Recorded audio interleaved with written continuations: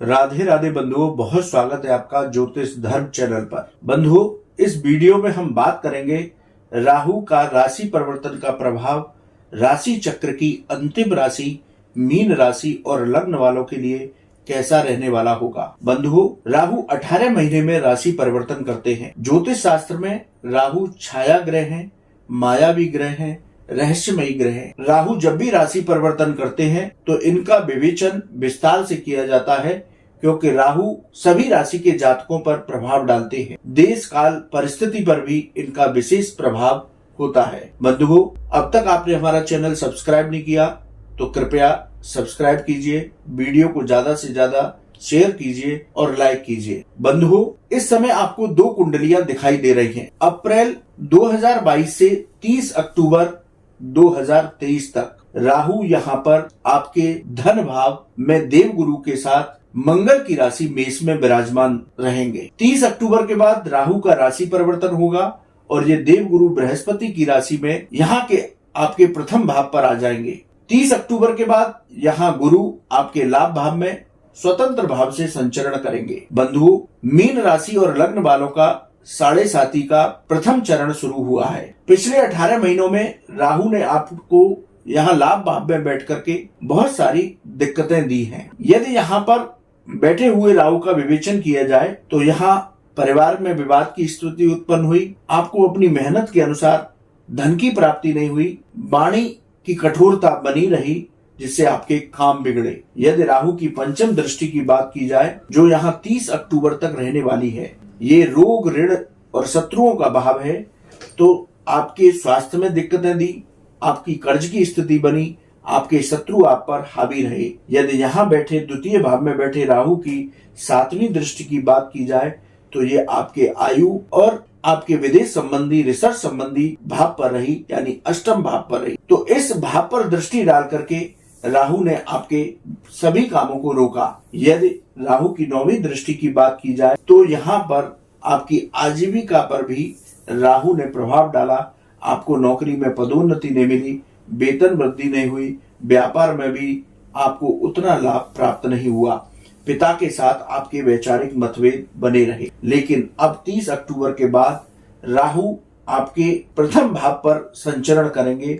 ये मन, आपके व्यक्तित्व, मान सम्मान, इन सब का भाव है। तो बंधुओं, 30 अक्टूबर के बाद यहाँ गुरु के भी फल आपको प्राप्त होने लगेंगे।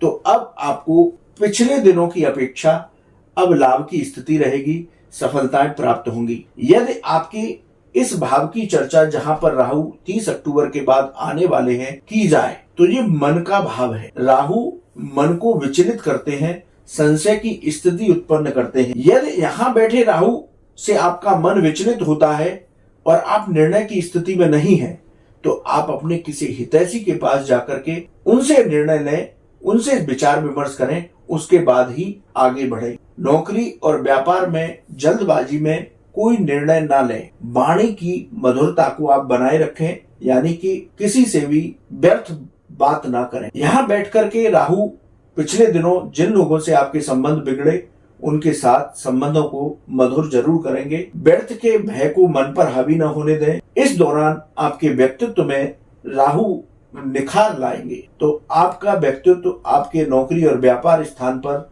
बहुत अच्छा रहेगा। आपको लोगों का सहयोग प्राप्त होगा। बंधुओं, यहाँ से बैठकर के राहु आपके पंचम भाव को देखेंगे। पंचम भाव आकस्मिक धन लाभ का भाव है, संतान का भाव है, प्रेम संबंधों का भाव है। यदि इस भाव की चर्चा की जाए तो जो लोग स्टॉक मार्केट में निवेश करते हैं तो वो यहाँ सोच समझ करके आगे बढ़े, उसके बाद ही निवेश करें। शेयर बाजार में आपको जो पिछले समय निवेश किया है उससे लाभ प्राप्त होगा। विद्यार्थी वर्ग को मेहनत से सफलता प्राप्त होगी। प्रेम संबंधों में आप अपने काम काज को न भूल जाएं। इस बात का विशेष रूप से ध्यान रखें। परिवार और प्रेम अलग है और आपका कर्म आपका अलग है, इसलिए दोनों को पूरा समय दें। ऐसा ना हो कि केवल प्रेम संबंध घर परिवार में ही आप रहें तो नौकरी और व्यापार पर इसका प्रभाव पड़े। यदि बंधुओं, यहाँ से राहु की 7वीं दृष्टि की बात की जाए तो ये दाम्पत्य के जीवन साथी के भाव पर होगी। उसके साथ व्यापार और व्यापार की साझेदारियों पर होगी। तो आपको ये सलाह देंगे, पिछले दिनों जो व्यापार में आपको असफलताएं रही या आपके कामों में रुकावटें आई, वो सब रुकावटें अब दूर हो जाएंगी। इसलिए व्यापार में नकारात्मकता को हटा करके आगे बढ़ें। व्यापार में पैसे से संबंधित कोई लेन देन करने जा रहे हैं तो उसमें सावधानी बरतें। व्यापार में यदि कोई नई साझेदारी करने जा रहे हैं तो बहुत सोच समझ करके ही आगे बढ़ें। गृहस्थ पक्ष के साथ संशय की स्थिति उत्पन्न न होने दें। अपने पार्टनर पर विश्वास रखें। अपने व्यापार को नए सिरे से व्यवस्थित करें तो आपको लाभ प्राप्त होगा। बंधुओं, राहु यहां से अपनी 9वीं दृष्टि आपके भाग्य भाव पर, आपके धर्म के भाव पर डालेगा। तो यहां से राहु की दृष्टि आपके 9वें भाव पर होगी तो भाग्य आपको तभी साथ देगा जब आप मेहनत करेंगे। राहु आपको धार्मिक जरूर बनाएंगे। धार्मिक कार्यों में आपका मन लगेगा। धार्मिक यात्राएं हो सकती हैं।